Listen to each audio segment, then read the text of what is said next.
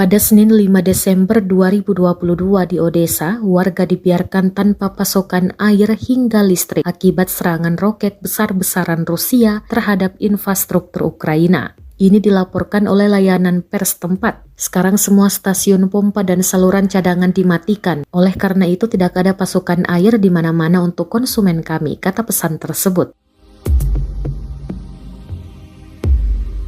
Perusahaan menambahkan bahwa setelah dimulainya kembali pasokan listrik, situasi pasokan air akan stabil. Tampak warga yang berjalan di tengah kegelapan. Rekamannya beredar di Twitter pada Selasa 6 Desember 2022.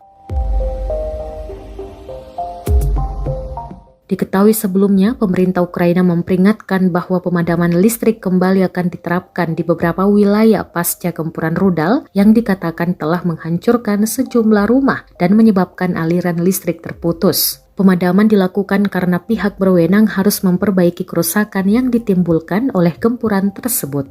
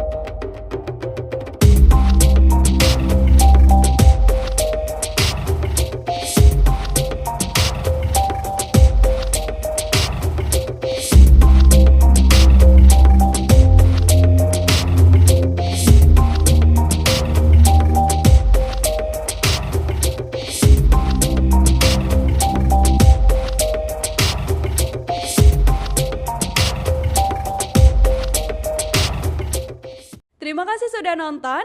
Jangan lupa like, subscribe, dan share ya.